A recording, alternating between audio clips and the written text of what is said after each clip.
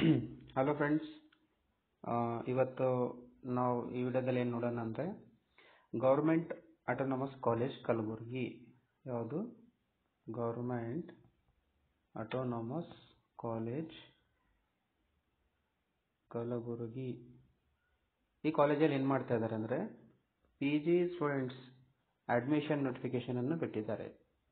ಹೌದಾ? ಇನ್ನು ಯಾರು ಸಾಕಷ್ಟು ಜನ PG ಮಾಡಬೇಕು ಅಂದ್ಕೊಂಡಿದ್ದೀರಾ, ನೀವೆಲ್ಲ ಏನು ಮಾಡ್ಬೋದು ಅಂದರೆ ಇಲ್ಲಿ ಗೌರ್ಮೆಂಟ್ ಆಟೋನಮಸ್ ಕಾಲೇಜ್ ಇದೆಯಲ್ಲ ಕಲಬುರಗಿ, ಕರ್ನಾಟಕ, ಇಲ್ಲೇನು ಮಾಡಿದ್ದಾರೆ ಅಂದರೆ PG ಅಡ್ಮಿಷನ್ನ ನೋಟಿಫಿಕೇಶನ್ ಕೊಟ್ಟಿದ್ದಾರೆ. ಹೌದಾ? ಈ ಗೌರ್ಮೆಂಟ್ ಆಟೋನಮಸ್ ಕಾಲೇಜ್ ಏನಾಗಿದೆ ಅಂದರೆ ಇದು ಗುಲ್ಬರ್ಗಾ ಯೂನಿವರ್ಸಿಟಿ ಕಲಬುರಗಿ, ಇಲ್ಲಿಂದ ಏನಂದರೆ ಅಫಿಲಿಯೇಷನನ್ನು ತಗೊಂಡಿದೆ. ಇದು ಕಾಲೇಜ್ ಕಂಪ್ಲೀಟ್ ಆಟೋನಮಸ್ ಇದೆ. ಹೌದಾ? ಆಟೋನಮಸ್ ಅಂದರೆ ಕೆಲರಿಗೆ ಗೊತ್ತಿರ್ಬೋದು ಏನು ಅಂತ. ಹೌದಾ? ಸೊ ಇದರ ಬಗ್ಗೆ ಏನು ಮಾಡೋಣ ಅಂತಂದರೆ ಸ್ವಲ್ಪ ನಾವು ತಿಳ್ಕೊಳ್ಳೋಣ. ನೋಟಿಫಿಕೇಶನ್ ಏನು, ಯಾವ್ಯಾವ ಕೋರ್ಸ್ಗಳಿಗೆ ಅಪ್ಲಿಕೇಶನ್ನ ಕರೆದಿದ್ದಾರೆ ಅಂತ ಎಲ್ಲ ಡೀಟೇಲ್ಸ್ನ ನೋಡೋಣ. ಹೌದಾ? ಅದೇ ರೀತಿ ಇನ್ನು ಯಾರ್ಯಾರು ನನ್ನ ಚಾನಲ್ಗೆ ಸಬ್ಸ್ಕ್ರೈಬ್ ಆಗಿಲ್ಲ, ಚಾನಲ್ಗೆ ಸಬ್ಸ್ಕ್ರೈಬ್ ಆಗಿ. ಯಾಕಂದರೆ ಇನ್ನು ಮುಂದೆ ನೀವು ಇನ್ನೂ ಅನೇಕ ರೀತಿಯ ಎಜುಕೇಷನ್ ರಿಲೇಟೆಡ್ಸ್ ವಿಡಿಯೋಗಳನ್ನು ನೀವು ನೋಡ್ಬೋದು. ಹೌದಾ? ಚಾನಲ್ನ ಸಬ್ಸ್ಕ್ರೈಬ್ ಮಾಡಿ ಮತ್ತು ಬೆಲ್ ಐಕನ್ನ ಒತ್ತಿ ಮುಂದಿನ ಅಪ್ಡೇಟ್ಗಳಿಗಾಗಿ. ಓಕೆ, ಸೊ ಬನ್ನಿ ನೋಟಿಫಿಕೇಶನ್ನ ನೋಡೋಣ ಇವಾಗ. ಇಲ್ಲಿ ನೋಡಿ ಫ್ರೆಂಡ್ಸ್, ಇಲ್ಲಿದೆ ಕಾಲೇಜಿನ ನೋಟಿಫಿಕೇಶನ್. ಏನಂದರೆ ಕಾಲೇಜು ಶಿಕ್ಷಣ ಇಲಾಖೆ ಸರ್ಕಾರಿ ಮಹಾವಿದ್ಯಾಲಯ ಸಾಹಿತ್ಯ ಕಲಬುರಗಿ, ಇದನ್ನೇ ನಾವು ಗೌರ್ಮೆಂಟ್ ಕಾಲೇಜ್ ಆಟೋನಮಸ್ ಕಲಬುರಗಿ ಅಂತ ಕರಿತೀವಿ. ಹೌದಾ? ಸೊ ಇದೇನಾಗಿದೆ ಅಂದರೆ JUG ಅಥವಾ ಗುಲ್ಬರ್ಗಾ ಯೂನಿವರ್ಸಿಟಿ ಕಡೆಯಿಂದ ಏನು ಮಾಡಿದ್ದಾರೆ ಅಂದರೆ ಅಪ್ಲಿಕೇಶನ್ ಈ ಕಾಲೇಜ್ಗೆ ಇದೆ. ಹೌದಾ? ಸೇಡಂ ರಸ್ತೆ ಕಲಬುರಗಿಯಲ್ಲಿದೆ, ಹೊಸ RTO ಅಂತ ಕರಿತೀವಲ್ಲ ಆ ಕಡೆ. ವೆಬ್ಸೈಟ್ ಕೂಡ ಇದೆ, ನೀವು ವೆಬ್ಸೈಟ್ನ ವಿಸಿಟ್ ಮಾಡ್ಬೋದು. ಫೋನ್ ನಂಬರ್ ಕೂಡ ಇದೆ, ಫೋನ್ ನಂಬರ್ನ ಕಾಂಟ್ಯಾಕ್ಟ್ ಮಾಡ್ಬೋದು. ಹೌದಾ? ಸೊ ಇದ್ರ ರಿಲೇಟೆಡ್ ಅಥವಾ ಇದ್ರ ಬಗ್ಗೆ ನಾವು ತಿಳ್ಕೊಳ್ಳೋಣ ಬನ್ನಿ. ಸೊ ಸ್ನೇಹಿತರೆ, ನಾವಿಲ್ಲಿ ನೋಡ್ಬೋದು ಸ್ನಾತಕೋತ್ತರ ಕೋರ್ಸ್ಗಳ ಪ್ರವೇಶ ಅಧಿಸೂಚನೆ. ಸ್ನಾತಕೋತ್ತರ ಅಂದರೆ ಎಲ್ಲರಿಗೂ ಗೊತ್ತಿದೆ ಏನಂತ, PG ಕೋರ್ಸ್ ಅಥವಾ ಪೋಸ್ಟ್ ಗ್ರಾಜುಯೇಷನ್ ಅಂತ ಕೂಡ ಕರಿತೀವಿ. ಹೌದಾ? 2024-25ನೇ ಸಾಲಿನ ಶೈಕ್ಷಣಿಕ ಸಾಲಿಗಾಗಿ ಸರ್ಕಾರಿ ಮಹಾವಿದ್ಯಾಲಯ ಕಲಬುರಗಿ ಸಾಹಿತ್ಯ ಕಲಬುರಗಿಯಲ್ಲಿ ನಡೆಸಲಾಗುತ್ತಿರುವ ಈ ಕೆಳಕಂಡ ಸ್ನಾತಕೋತ್ತರ ಕೋರ್ಸುಗಳು ಪ್ರವೇಶಕ್ಕೆ ಅರ್ಹ ಅಭ್ಯರ್ಥಿಗಳಿಂದ ಅರ್ಜಿಗಳನ್ನು ಆಹ್ವಾನಿಸಲಾಗಿದೆ. ಆಸಕ್ತ ಅಭ್ಯರ್ಥಿಗಳು UCMS ಪೋರ್ಟಲ್ ಮೂಲಕ ಅರ್ಜಿಗಳನ್ನು ಸಲ್ಲಿಸಬಹುದು. ಹೌದಾ? ಕ್ರಮ ಸಂಖ್ಯೆ 1 ಏನಿದೆ ಅಂದರೆ MA ಮಾಸ್ಟರ್ ಆಫ್ ಆರ್ಟ್ಸ್ ಅಂತ ಇದೆ. ಇದರಲ್ಲಿ ಯಾವ ವಿಷಯಗಳಿಗೆ ತಗೊಳ್ತಾ ಇದ್ದಾರೆ ಅಂದರೆ ಫಸ್ಟು ಕನ್ನಡ ಇದೆ, ಆಮೇಲೆ ಇಂಗ್ಲೀಷು, ಆಮೇಲೆ ಹಿಂದಿ, ಇತಿಹಾಸ, ಅರ್ಥಶಾಸ್ತ್ರ, ರಾಜ್ಯಶಾಸ್ತ್ರ ಮತ್ತು ಸಮಾಜಶಾಸ್ತ್ರ. ಈ ಇಷ್ಟು ಕೋರ್ಸ್ಗಳಲ್ಲಿ MAಗಳಲ್ಲಿ ಏನೇನು ಕರೆದಿದ್ದಾರೆ ಅಂದರೆ ಪ್ರವೇಶಾತಿಯನ್ನು ಕರೆದಿದ್ದಾರೆ. ಹೌದಾ? ಸೊ ಎರಡನೇ ಕ್ರಮ ಸಂಖ್ಯೆಯಲ್ಲಿ ಏನಿದೆ ಅಂದರೆ MSc ಅಥವಾ ಮಾಸ್ಟರ್ ಆಫ್ ಸೈನ್ಸ್ ಅಂತ ಕರಿತೀವಿ, ಇದು ಮಾಸ್ಟರ್ ಆಫ್ ಆರ್ಟ್ಸ್. ಹೌದಾ? ಯಾರು BA, BSc, BCom, ಇದು BA ಮೇಲೆ ಬರ್ತಕ್ಕಂಥದ್ದು, ಇದು BSc ಮೇಲೆ ಬರ್ತಕ್ಕಂಥದ್ದು, ಇದು ಥರ್ಡು BCom ಮೇಲೆ ಬರ್ತಕ್ಕಂಥದ್ದು. ಸಾಕಷ್ಟು ಜನರಿಗೆ ಗೊತ್ತಿರ್ಬೋದು, ಅದನ್ನು ಕೂಡ ಒಂದ್ಸಲ ಹೇಳ್ತಾ ಇದ್ದೀನಿ.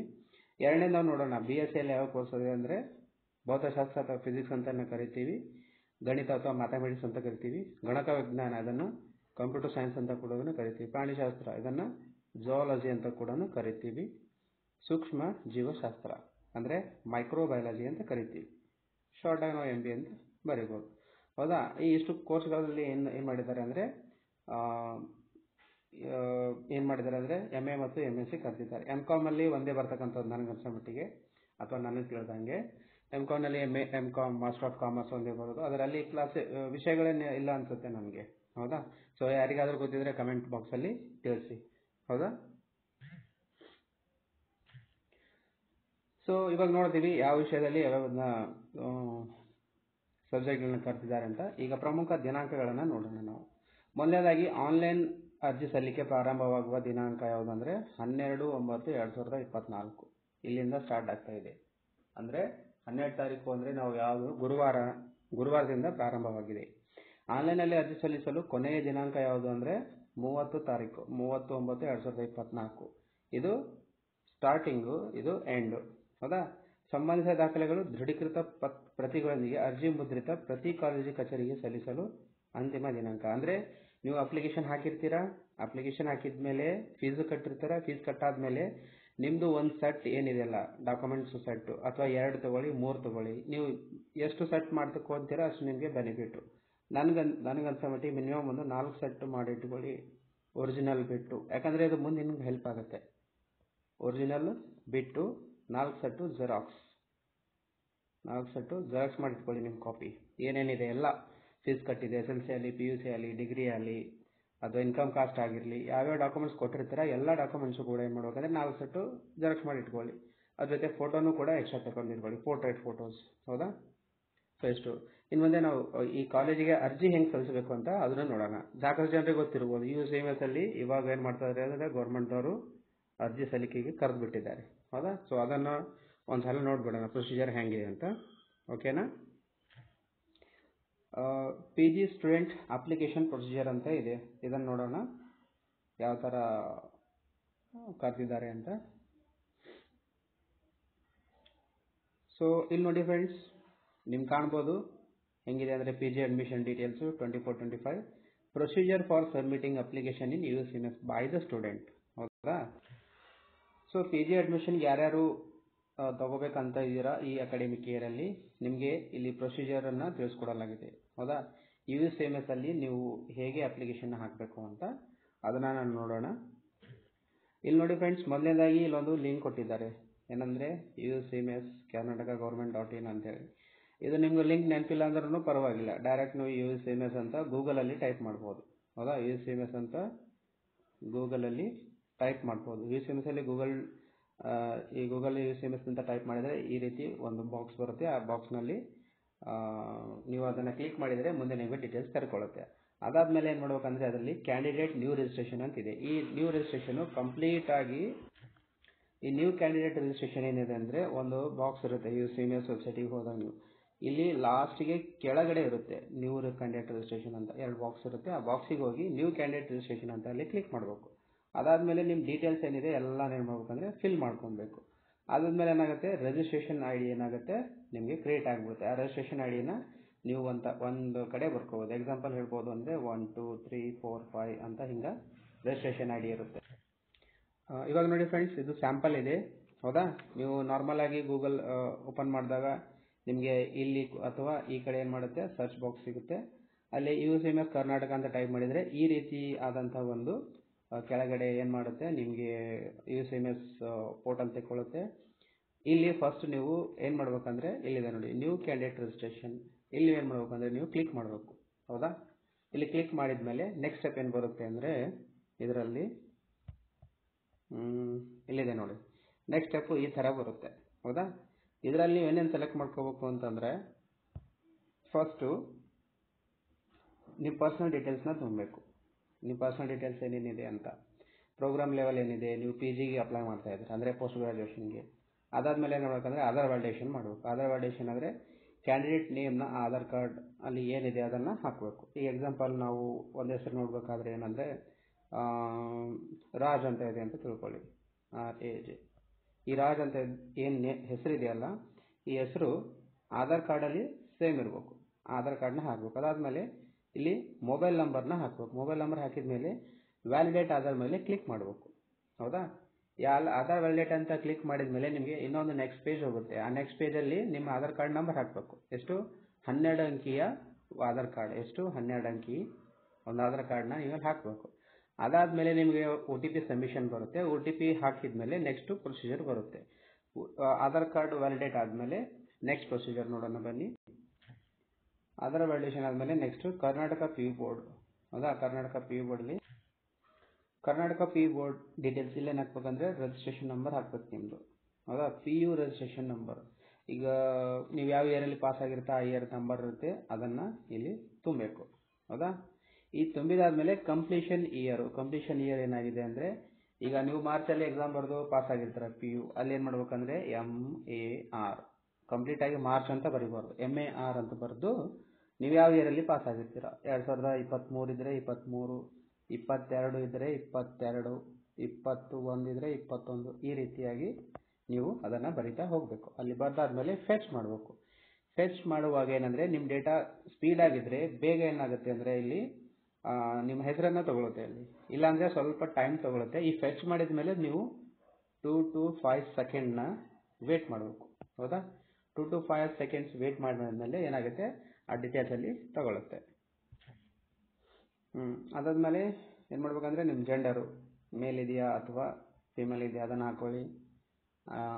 ಈಗ ಈ ಆಧಾರ್ ನಂಬರು ನಾನ್ ಇಂಡಿಯನ್ ಇದೆ, ಇದನ್ನ ಕ್ಲಿಕ್ ಮಾಡೋಕ್ಕೆ ಹೋಗಬೇಡಿ. ಯಾಕಂದರೆ ಮೊದಲೇ ಏನು ಮಾಡಿರ್ತಾರೆ ನೀವು ಮೇಲ್ಗಡೆ ಆಧಾರ್ನ ವ್ಯಾಲಿಡೇಷನ್ ಮಾಡ್ಕೊಂಡಿದ್ದಿರ್ತಾರೆ. ಅದು ವ್ಯಾಲಿಡೇಷನ್ ಆಗಿದ್ರೆ ಇಲ್ಲಿ ಬ್ಲ್ಯಾಂಕ್ ಆಗಿ ಬರುತ್ತೆ, ಇಲ್ಲಿ ಏನು ಬರಲ್ಲ. ಹೌದಾ? ಸೊ ಅದನ್ನು ಹಾಕೊಳ್ಳಿ. ಆಮೇಲೆ ಫಾದರ್ ನೇಮ್, ನಿಮ್ಮ ಫಾದರ್ ನೇಮ್ ಏನಿದೆ ಅದನ್ನು ಹಾಕೊಳ್ಳಿ. ಮದರ್ ನೇಮು ಅಥವಾ ಮೊಬೈಲ್ ನಂಬರ್ನ ಹಾಕಿ ನಿಮ್ಮ ಫಾದರ್ದು ಮದರ್ದು. ಸೊ ಇಷ್ಟಾದಮೇಲೆ ನೆಕ್ಸ್ಟ್ ಪ್ರೊಸೀಜರ್ ನೋಡೋಣ. ಸೊ ಪರ್ಸನಲ್ ಡೀಟೇಲ್ಸ್ ಆಯಿತು. ಪರ್ಸನಲ್ ಡೀಟೇಲ್ಸ್ ಕೊನೆಯಲ್ಲಿ ಏನು ಮಾಡ್ಬೇಕಂದ್ರೆ ಇನ್ನೊಂದು ಸಲ ಈ ಪೇಜ್ ಇದೆಯಲ್ಲ, ಈ ಪೇಜ್ ಕೊನೆಯಲ್ಲಿ ಇನ್ನೊಂದು ಸಲ ಏನು ಮಾಡ್ಬೇಕಂದ್ರೆ ನೀವು ಆಧಾರ್ ಕಾರ್ಡ್ನ ನಂಬರ್ ಹಾಕಿ ವ್ಯಾಲಿಡೇಷನ್ ಮಾಡ್ಕೋಬೇಕು. ಪರ್ಸನಲ್ ಡೀಟೇಲ್ಸ್ ಎಲ್ಲ ಕರೆಕ್ಟ್ ಇದೆ ಅಂತ ನೋಡಿಕೊಂಡು, ಅದು ಕರೆಕ್ಟ್ ಇದ್ರೆ ಏನು ಮಾಡುತ್ತೆ, ನೆಕ್ಸ್ಟ್ ಹೋಗುತ್ತೆ ಸೆಕೆಂಡ್ ಫೋಟೋ ಸಿಗ್ನೇಚರ್ ಹಾಕೊಳ್ಳಿ. ಡೈಮೆನ್ಷನ್ಸ್ ಏನಿದೆ ನೋಡ್ಕೊಳ್ಳಿ, 100 KB ಇದೆಯಾ ಫೋಟೋದು ಅಥವಾ ಫೋಟೋದು ಇರ್ಬೋದು ಇದು. ಆಮೇಲೆ ಸಿಗ್ನೇಚರ್ದು 20 KB ಇರ್ಬೋದು. ಹೌದಾ? ಇದನ್ನು ನೀವು ಮಾಡ್ಕೋಬೋದು. ನೆಕ್ಸ್ಟು ಕ್ಯಾಟಗರಿ ಏನು ಸ್ಪೆಷಲ್ ಕ್ಯಾಟಗರಿ, ಇಲ್ಲಿ SC ST OBC ಜನರಲ್ಲು ಅದೇನಿದೆ ನೋಡ್ಕೊಳ್ಳಿ ಸ್ಪೆಷಲ್ ಕ್ಯಾಟಗರಿಲಿ.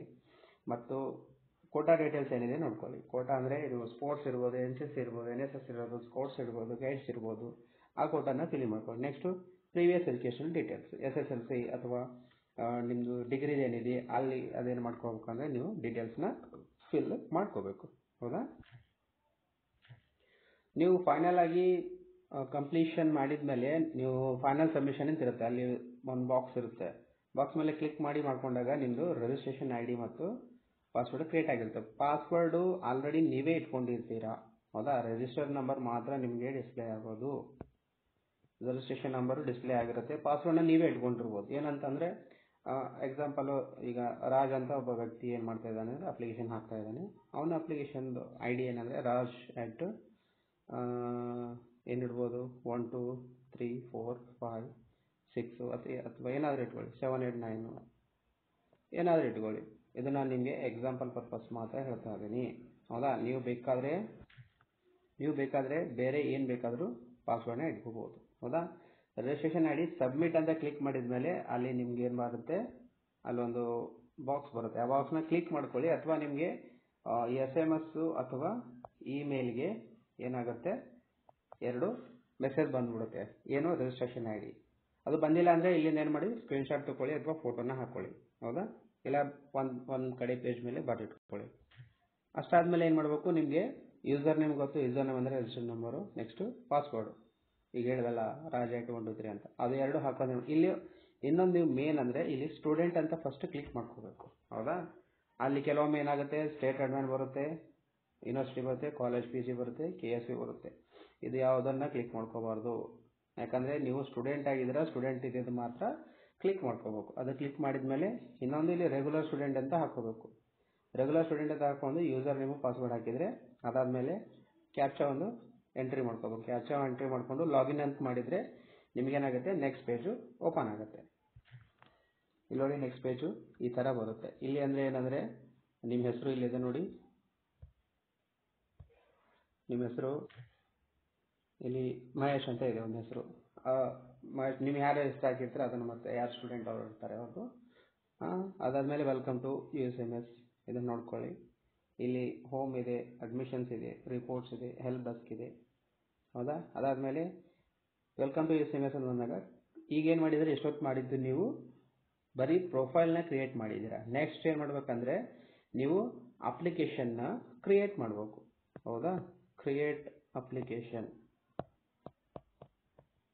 ಅಪ್ಲಿಕೇಶನ್ ಅಥವಾ ನೀವು ಮೊದಲೇ ಅಪ್ಲಿಕೇಶನ್ ಹಾಕಿದರೆ ನಿಮಗೆ ಗೊತ್ತಿತ್ತು ಅದ್ರ ಬಗ್ಗೆ ಅಂದರೆ ವ್ಯೂ ಅಪ್ಲಿಕೇಶನ್ ಅಂತ ಅದರಲ್ಲಿ ಇನ್ನೊಂದು ಆಪ್ಷನ್ ಇದೆ.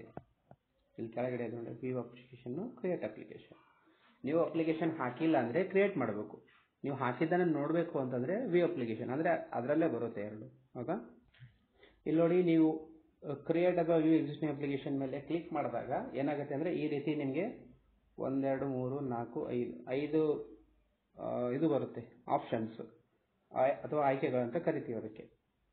ಇದರಲ್ಲಿ ವ್ಯೂ ಎಕ್ಸಿಸ್ಟಿಂಗ್ ಅಪ್ಲಿಕೇಶನ್ ಅಂದರೆ ನೀವು ಮೊದಲು ಹಾಕಿದ್ದು, ಅಥವಾ ಅದಾದಮೇಲೆ ನೀವೇನು ಮಾಡಬೇಕು, ಈಗ ಹಾಕಬೇಕು ಅಂದರೆ ಕ್ರಿಯೇಟ್ ಅಪ್ಲಿಕೇಶನ್ ಮೇಲೆ ಕ್ಲಿಕ್ ಮಾಡ್ಕೋಬೇಕು. ಕ್ರಿಯೇಟ್ ಅಪ್ಲಿಕೇಶನ್ ಮೇಲೆ ಕ್ಲಿಕ್ ಮಾಡಿದಾಗ ಏನು ಬರುತ್ತೆ ಅಂದರೆ ಇಲ್ಲಿದೆ ನೋಡಿ ಕ್ರಿಯೇಟ್ ಅಪ್ಲಿಕೇಶನ್ ಅಂದಮೇಲೆ ಇಲ್ಲೇನಾಗಿರುತ್ತೆ, ನಮ್ಮ ಕಾಲೇಜು ಅಥವಾ ಯಾವುದೇ ಅಟೋನಮಸ್ ಕಾಲೇಜ್ ಆಗಿರಲಿ ಕೊಟ್ಟಿದ್ದಾರೆ, ಯಾರು ಅಪ್ಲೈಯಿಂಗ್ ಫಾರ್ ಅಟೋನಮಸ್ ಕಾಲೇಜ್ ಅಂತ ಬಂದಾಗ ಎಸ್ ಅಂದರೆ ಎಸ್ನ ಕ್ಲಿಕ್ ಮಾಡ್ಕೊಳ್ಳಿ. ನಿಮ್ಮ ಕಾಲೇಜ್ ಅಟೋನಮಸ್ ಆಗಿಲ್ಲ ಅಂದರೆ ನೋ ಅಂತ ಕ್ಲಿಕ್ ಮಾಡ್ಕೊಳ್ಳಿ. ಹೌದಾ? ಸೊ ಅದಾದಮೇಲೆ ನೋಡೋಕ್ಕೂ ಅಕಾಡೆಮಿಕ್ ಇಯರು ನೀವು ಯಾವ ಇಯರಿಗೆ ಅಪ್ಲೈ ಮಾಡ್ತಾ ಇದ್ದೀರಾ, ಅದಾದಮೇಲೆ ಯಾವುದಕ್ಕೆ ಪಿ ಜಿಗೆ ನಾವು ಸದ್ಯಕ್ಕೆ ನಾವು ಪಿ ಜಿನೇ ನೋಡ್ತಾ ಇದ್ದಾರೆ, ಪೋಸ್ಟ್ ಗ್ರಾಜುಯೇಷನ್. ಅಂಡರ್ ಗ್ರಾಜುಯೇಷನ್ ಮಾಡಬೇಕಾದ್ರೆ ಯು ಜಿ ಅಂತ ಅಲ್ಲಿ ಕ್ಲಿಕ್ ಮಾಡ್ಕೋಬೇಕು. ಸದ್ಯಕ್ಕೆ ನಮಗೆ ಯು ಜಿ ಎಲ್ಲ ನಾವು ಪಿ ಜಿ ನೋಡ್ತಾ ಇರೋದು.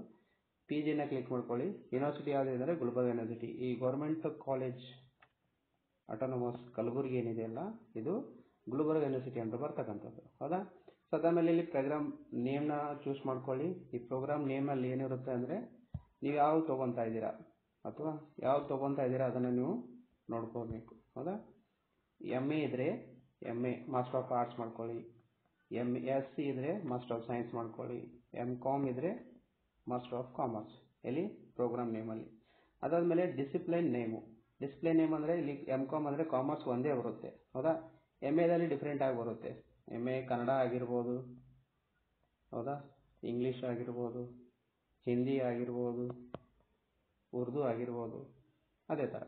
ಅದಕ್ಕೆ ಬಿಟ್ಟು ಸಿಯಲ್ಲಿ ಬರ್ತಕ್ಕಂಥದ್ದು ಏನಂದರೆ ಸಿಯಲ್ಲಿ ಕೂಡ ತುಂಬ ಆಪ್ಷನ್ಸ್ ಡಿಸಿಪ್ಲಿನ್ಸ್ ಇದೆ. ಅದೇ ಯಾವುದಂದರೆ ನಮ್ಮ ಕಾಲೇಜಲ್ಲಿ ಇರ್ತಕ್ಕಂಥದ್ರೆ ಈ ಗೌರ್ಮೆಂಟ್ ಕಾಲೇಜ್ ಆಟೋನಮಸಲ್ಲಿ, ಹೌದಾ, ಫಸ್ಟು ಮೈಕ್ರೋಬಯಾಲಜಿ ಇದೆ. ನಾವು 3 ಅಲ್ಲಿ ನೋಡೋದಲ್ಲ, ಮೈಕ್ರೋಬಯಾಲಜಿ ಇದೆ, ಝೂಲಾಜಿ ಇದೆ, ಮತ್ತು ಕಂಪ್ಯೂಟರ್ ಸೈನ್ಸ್ ಇದೆ, ಫಿಸಿಕ್ಸ್ ಇದೆ, ಮತ್ತು ಮ್ಯಾಥ್ಸ್ ಇದೆ. ಹೌದಾ? ಸೊ ಇದೇ ರೀತಿ ನೀವು ಡಿಸಿಪ್ಲಿನಲ್ಲಿ ಆಪ್ಷನ್ನ ಕ್ಲಿಕ್ ಮಾಡ್ಕೋಬೋದು. ಸಿ ಇದ್ದರೆ ಎ ಇದ್ದರೆ ಕೂಡ ಅದು ಬರುತ್ತೆ. ಕಾಮಲ್ಲಿ ಒಂದೇ ಇರುತ್ತೆ. ಅದು ಕ್ಲಿಕ್ ಮಾಡಿದ ತಕ್ಷಣ ಕಾಲೇಜ್ ನೇಮ್ ಯಾವ ಕಾಲೇಜಿಗೆ ನೀವು ಅಪ್ಲೈ ಮಾಡ್ಬೇಕಂತ ಇದ್ದಾರೆ ಇಲ್ಲಿ ಬರ್ತಕ್ಕಂಥದ್ದು ಗೌರ್ಮೆಂಟ್ ಕಾಲೇಜ್ ಆಟೋನಮಸ್ ಕಲಬುರಗಿ. ಹೌದಾ? ಸೊ ಇಷ್ಟಾದಮೇಲೆ ನೆಕ್ಸ್ಟ್ ಏನಾಗುತ್ತೆ ನೋಡೋಣ. ಇಲ್ಲಿ ಏನು ಬಂತಂದರೆ ಒಂದು ಪೇಜ್ ಬಂತು ನೋಡಿ. ಏನು ಅಂತಂದರೆ ಅದು ಆಗಿದ್ಮೇಲೆ ನೀವು ಸಬ್ಮಿಟ್ ಮಾಡಿರ್ತೀರ, ಹಿಂದೆ ಮಾಡಿದ್ವಲ್ಲ, ಈಗ ಸಬ್ಮಿಟ್ ಮಾಡಿದ್ಮೇಲೆ ಈ ರೀತಿ application I D, university name, department ಯಾವುದು ನಿಮ್ಮದು, ಯಾವ ಮಾಡ್ತಾ ಇದ್ದೀರಾ, ಪಿ ಜಿನ, ಸಿ, ಹೌದಾ? ಸೊ ಈ ರೀತಿ ಆಪ್ಷನ್ ಇರುತ್ತೆ, ನೋಡ್ಕೊಬೇಕು. ಹೌದಾ? ಸೊ ಅದಾದಮೇಲೆ ಏನು ಮಾಡ್ಬೇಕಂದ್ರೆ ನೀವು ಇಲ್ಲಿ ಪೇ ಅಪ್ಲಿಕೇಶನ್ ಫೀಸ್ ಅಂತ ಇದೆ. ಒಂದ್ಸಲ ನೀವು ಅಪ್ಲಿಕೇಶನ್ ಹಾಕಿದ್ಮೇಲೆ ನೀವು ಫೀಸನ್ನು ಕಟ್ಟಬೇಕಾಗತ್ತೆ. ಇಲ್ಲಿ 2 ರೀತಿ ಆಪ್ಷನ್ ಇರುತ್ತೆ. ಒಂದು ಆನ್ಲೈನ್ ಕೂಡ ಕಟ್ಬೋದು ನೀವು, ಇನ್ನೊಂದು ಆಫ್ಲೈನ್ ಕೂಡ ಕಟ್ಬೋದು. ಇದು ಅಥಾರಿಟಿ ಮೇಲೆ ಡಿಪೆಂಡ್ ಆಗಿರುತ್ತೆ. ನಿಮ್ಮ ಅಡ್ಮಿಷನ್ ಚೇರ್ಮನ್ ಕಮಿಟಿ ಯಾರು ಇರ್ತಾರಲ್ಲ ಅವರು. ಆನ್ಲೈನ್ ಅಂದರೆ ಆನ್ಲೈನ್ ಕಟ್ಬೋದು, ಆಫ್ಲೈನ್ ಅಂದರೆ ಆಫ್ಲೈನ್. ಆನ್ಲೈನ್ ಆಪ್ಷನ್ ಬರದೇ ಇರುವಾಗ ನಾವು ಆಫ್ಲೈನ್ನ ಮಾಡ್ಬೋದು. ಹೌದಾ? ಆನ್ಲೈನ್ ಯಾವಾಗಲೂ ಆನ್ ಇರುತ್ತೆ. ಸೊ ಅದನ್ನು ನೋಡ್ಕೋಬೇಕು. ಪೇ ಅಪ್ಲಿಕೇಶನ್ ಫೀಸ್ ಅಂತಿದೆಯಲ್ಲ, ಇದಾದಮೇಲೆ ನೋಡೋಣ. ಸೊ ನೀವು ಫೀಸ್ ಕಟ್ಟಾದ್ಮೇಲೆ ಏನಾಗಿರುತ್ತೆ, ಇನ್ನೊಂದು ಆಪ್ಷನ್ ಕೆಳಗಡೆ ಬರುತ್ತೆ. ಫೀಸ್ ಕಟ್ಟಾದ್ಮೇಲೆ ಪ್ರಿಂಟ್ ಅಪ್ಲಿಕೇಶನ್ ಅಂತ ಇರುತ್ತೆ. ಅದಾದ್ಮೇಲೆ ಮಾಡಬೇಕು take print of the application and application printout ತಗೋಬೇಕು ನೀವು. ಹೌದಾ? ಅಪ್ಲಿಕೇಶನ್ ಪ್ರಿಂಟ್ಔಟ್ ತಗೊಳ್ಳಿ, ಆದಮೇಲೆ ಸಬ್ಮಿಟ್ ಮಾಡಿ. ಯಾವ ಕಾನ್ಸರ್ನ್ ಡಿಪಾರ್ಟ್ಮೆಂಟ್ ಇದೆ, ಹೌದಾ, ಎ ಇದ್ದರೆ ಎ ಕನ್ನಡ ಡಿಪಾರ್ಟ್ಮೆಂಟ್ಗೆ ಕೊಡಿ, ಇಂಗ್ಲೀಷ್ ಇದ್ದರೆ ಇಂಗ್ಲೀಷ್ ಕೊಡಿ, ಹಿಂದಿ ಇದ್ದರೆ ಹಿಂದಿ ಕೊಡಿ. ಇಂಗ್ಲೀಷ್ ಇದ್ದರೆ ಇಂಗ್ಲೀಷು, ಹಿಂದಿ ಇದ್ದರೆ ಹಿಂದಿ, ಆಮೇಲೆ ಇಂಗ್ಲೀಷು ಕನ್ನಡ ಇದ್ದರೆ ಕನ್ನಡ ಡಿಪಾರ್ಟ್ಮೆಂಟ್ಗೆ ಕೊಡಿ. ಸಿಲಿ ಮೈಕ್ರೋಬಯಾಲಜಿ ತೊಗೊಂಡಿದ್ರೆ ಮೈಕ್ರೋಬಯಾಲಜಿ ಕೊಡಿ, ಝೂಲಾಜಿ ತೊಗೊಂಡಿದ್ರೆ ಝೂಲಾಜಿ ಕೊಡಿ, ಫಿಸಿಕ್ಸ್ ಡಿಪಾರ್ಟ್ಮೆಂಟ್ ತೊಗೊಂಡಿದ್ರೆ ಫಿಸಿಕ್ಸ್ ನಾವು ಕೊಡಿ. ಡಾಕ್ಯುಮೆಂಟ್ಸ್ನ ಸಬ್ಮಿಟ್ ಮಾಡಬೇಕು. ಕಾಮ್ ತೊಗೊಂಡಿದ್ರೆ ಕಾಮರ್ಸ್ ಡಿಪಾರ್ಟ್ಮೆಂಟ್ ಯಾರು ಇರ್ತಾರೆ ಅವರನ್ನು ಕಾಂಟ್ಯಾಕ್ಟ್ ಮಾಡಬೇಕು. ಅಲ್ಲಿ ಇನ್ನೇನು ಬೇಕು ಡಾಕ್ಯುಮೆಂಟ್ಸ್ ಎಲ್ಲನೂ ರೆಲಿವೆಂಟ್ ಆಗಿರೋದನ್ನು ಕೊಡಬೇಕು. ಹೌದಾ? ಸೊ ಹೋಗುವಾಗ ಏನು ಮಾಡಿ, 2 ಅಪ್ಲಿಕೇಶನ್ಸ್ನ ಯಾವುದು ಜೆರಾಕ್ಸು ಮತ್ತು ಒರಿಜಿನಲ್ಲು. ಜೆರಾಕ್ಸ್ ಮತ್ತು ಒರಿಜಿನಲ್ 2 ತಗೊಳ್ಳಿ, ಕೊಡಿ. ಹೌದಾ? ನೀವು ಜೆರಾಕ್ಸು ಮಿನಿಮಮ್ ಇಲ್ಲಾಂದರೆ 4 ಸೆಟ್ ಮಾಡ್ಕೊಳ್ಳಿ. ಯಾಕಂದರೆ ನಿಮಗೆ ಇದು ತುಂಬ ಇಂಪಾರ್ಟೆಂಟ್ ಆಗಿರುತ್ತೆ. ಹೌದಾ? ನೀವು ಒಂದ್ಸಲ ಡಾಕ್ಯುಮೆಂಟ್ ಸಬ್ಮಿಟ್ ಮಾಡಿದ್ರಿ ಒರಿಜಿನಲ್ ಅಂದರೆ ಅವ್ರು ಮತ್ತೆ ಕೊಡೋಲ್ಲ. ಯಾಕಂದರೆ ವೆರಿಫಿಕೇಷನ್ ಹೋಗಿರುತ್ತೆ. ನೀವು 2 ವರ್ಷ ಕಂಪ್ಲೀಟ್ ಮಾಡಿದ ಮೇಲೆ ಮಾತ್ರ ಕೊಡ್ತಾರೆ ನಿಮಗೆ, 2 ಇಯರ್ಸ್. ನಡುವೆ ನಿಮ್ದು ಏನಾದರೂ ಗೌರ್ಮೆಂಟ್ ಜಾಬು ಆಗಿರ್ಬೋದು ಅಥವಾ ಏನಾದರೂ ನಿಮಗೆ ಅರ್ಜೆನ್ಸಿ ಇದ್ದರೆ ಅದರಲ್ಲಿ ಏನು ಮಾಡ್ತಾರೆ ಅಂದರೆ ಅವರು, ನೀವು ಒಂದು ಲೆಟರ್ ಬರೆಯೋ ಪ್ರಿನ್ಸಿಪಲ್ರಿಗೆ, ಲೆಟರ್ ಬರೆದಾದ್ಮೇಲೆ ಏನು ಮಾಡ್ತಾರೆ ಅಂದರೆ ನಿಮ್ಮ ಡಾಕ್ಯುಮೆಂಟ್ಸ್ನ ವಾಪಸ್ಸು ಕೊಟ್ಬಿಡ್ತಾರೆ. ಮತ್ತೆ ಅದನ್ನು ನೀವೇನು ಮಾಡಬೇಕು, ವಾಪಸ್ಸು ಕೊಟ್ಬಿಡಬೇಕು. ಅಂದರೆ ವೆರಿಫಿಕೇಷನ್, ನಿಮ್ಮ ಡಾಕ್ಯುಮೆಂಟ್ ವೆರಿಫಿಕೇಷನ್ ಆದಮೇಲೆ ಅಲ್ಲಿ ಒರಿಜಿನಲ್ ನೀವು ಗೌರ್ಮೆಂಟ್ ಜಾಬ್ ನಿಮಗೆ ಫಿಕ್ಸ್ ಆದರೆ ಅವರೇ ಇಟ್ಕೋತಾರೆ. ಇಲ್ಲಿ ಕೋರ್ಸ್ನ ನೀವು ಲೆಟರ್ ಕೊಟ್ಟಿದ್ರೆ ಇಲ್ಲಿ ಕೋರ್ಸ್ನ ಕಂಪ್ಲೀಟ್ ಮಾಡಿ ಕೊಡ್ತಾರೆ. ಹೌದಾ? ಸೊ ಕೊನೆಯದಾಗಿ ಎಲ್ಲ ನಿಮಗೆ ತಿಳಿದಿದೆ ಅನ್ಕೊತೀನಿ. ಇನ್ನೂ ಏನಾದರೂ ಡೌಟ್ಸ್ ಇದ್ದರೆ ಕಾಮೆಂಟಲ್ಲಿ ಕೇಳ್ಬೋದು. ಹೌದಾ? 2ನೇದು ಕಾಂಟ್ಯಾಕ್ಟು ಯಾರಿಗಂದರೆ ನೀವು ಪ್ರಿನ್ಸಿಪಲ್ರಿಗೆ ಮಾಡ್ಬೋದು. ಅದ್ರ ಬಗ್ಗೆ ನೀವು ಆನ್ಲೈನ್ ಸೆಂಟ್ರಲ್ಲಿ ಹೋಗಿ ಅಪ್ಲಿಕೇಶನ್ ಹಾಕ್ಬೋದು. ಆನ್ಲೈನ್ ಸೆಂಟ್ರಲ್ಲಿ ಅಪ್ಲಿಕೇಶನ್ ಹಾಕ್ಬೋದು. ಮೂರನೇದೇನೆಂದರೆ ನಿಮಗೆ ಕಂಪ್ಯೂಟ್ರ್ ಬರ್ತಿತ್ತು, ಯಾವುದಾದ್ರೂ ಅಪ್ಲಿಕೇಶನ್ ಹಾಕಿದ್ರೆ ಅಥವಾ ನಿಮ್ಗೆ ಅದ್ರ ಬಗ್ಗೆ ನಾಲೆಜ್ ಇತ್ತಂದರೆ ನೀವು ನಿಮ್ಮ ಮೊಬೈಲಲ್ಲಿ ಕೂಡ ಹಾಕ್ಬೋದು. ಮೊಬೈಲು ಅಥವಾ ಲ್ಯಾಪ್ಟಾಪು ಅಥವಾ ನಿಮ್ಮದು ಟ್ಯಾಬ್ ಇದ್ದರೆ ಇದರಲ್ಲಿ ಕೂಡ ಹಾಕ್ಬೋದು. ಆನ್ಲೈನ್ ಸೆಂಟ್ರಲ್ಲಿ ಎಷ್ಟು ಅಂದರೆ ಮಿನಿಮಮ್ ಒಂದು 300 ಚಾರ್ಜ್ ಮಾಡ್ತಾರೆ, 200 to 300 ಚಾರ್ಜ್ ಮಾಡ್ತಾರೆ. ನಿಮ್ಗೆ ಗೊತ್ತಿದ್ರೆ ನೀವು ಹಾಕ್ಕೋಬೋದು, ನಿಮ್ಗೇನು ಜಾಸ್ತಿ ಅರ್ಥಲ್ಲ. ನಿಮ್ಮ ಹತ್ರ ಮೊಬೈಲ್ ಇದೆ, ಇಂಟರ್ನೆಟ್ ಇದೆ, ಡಾಕ್ಯುಮೆಂಟ್ಸ್ನ ರೆಡಿ ಮಾಡ್ಕೊಳ್ಳಿ, ಫೋಟೋ ಹಾಕ್ಕೊಳ್ಳಿ, ಅವನ್ನ ಕ್ರಾಪ್ ಮಾಡ್ಕೊಳ್ಳಿ, ಎಷ್ಟು GB ಇರುತ್ತೆ, ಎಷ್ಟು KBಯಲ್ಲಿರುತ್ತೆ ಅದನ್ನು ಮಾಡ್ಕೊಳ್ಳಿ. ಹೌದಾ? ಸೊ ಇನ್ನೂ ಏನಾದರೂ ಡೌಟ್ಸ್ ಇದ್ದರೆ ನೀವು ಕೇಳ್ಬೋದು. ಕೊನೆಯದಾಗಿ ಏನಂದರೆ ಯಾರು ಇನ್ನೂ ಚಾನಲ್ನ ಸಬ್ಸ್ಕ್ರೈಬ್ ಮಾಡಿಲ್ಲ, ಸಬ್ಸ್ಕ್ರೈಬ್ ಮಾಡಿ. ಮುಂದೆ ಇದೇ ರೀತಿ ಇನ್ನೂ ಶೈಕ್ಷಣಿಕ ಪರವಾಗಿರ್ತಕ್ಕಂಥ ವಿಡಿಯೋಗಳನ್ನು ತರ್ತಾ ಇದ್ದೀನಿ. ಕೊನೆಯದಾಗಿ ಇನ್ನೊಂದು ಏನಂದರೆ ಇಂಪಾರ್ಟೆಂಟು ನಿಮ್ಮ ಫೀಡ್ಬ್ಯಾಕು. ಹೌದಾ? ನಿಮ್ಮ ಫೀಡ್ಬ್ಯಾಕ್ ನನಗೆ ತುಂಬ ಇಂಪಾರ್ಟೆಂಟ್. ಒಂದನೇದು ವಾಯ್ಸು, ಎರಡನೇದು ಪ್ರೆಸೆಂಟೇಷನ್ ಹೇಗಿತ್ತು ನಮ್ಮದು. ಹೌದಾ? ಅದಾದಮೇಲೆ ವಿಡಿಯೋ ಕಂಟೆಂಟ್ ಹೇಗಿತ್ತು. ಹೌದಾ? ಸೊ ಇದೇ ರೀತಿ ಇದರ ಬಗ್ಗೆ ನನಗೆ ಫೀಡ್ಬ್ಯಾಕ್ ಕೊಡ್ತಾಯಿರಿ. ಮುಂದೆ ಬರ್ತಕ್ಕಂಥ ವಿಡಿಯೋಗಳಲ್ಲಿ ನಾನು ಅದನ್ನು ಇಂಪ್ರೂವ್ ಮಾಡ್ಕೊಳ್ಳಿಕ್ಕೆ ನಾನು ಪ್ರಯತ್ನ ಮಾಡ್ತೀನಿ. ಸೊ ಇದೇ ರೀತಿ ಚಾನಲ್ ಇಲ್ಲಿ ವಿಡಿಯೋ ನೋಡಿರ್ತಕ್ಕಂಥ ಎಲ್ರಿಗೂ ಕೂಡ ನಾನು ಧನ್ಯವಾದನ ತಿಳಿಸ್ತೀನಿ. ಹೌದಾ? ಮತ್ತೆ ಮುಂದಿನ ವಿಡಿಯೋದಲ್ಲಿ ಸಿಗೋಣ. ಎಲ್ರಿಗೂ ಧನ್ಯವಾದ ಫ್ರೆಂಡ್ಸ್. Thank you. ಜೈ ಹಿಂದ್.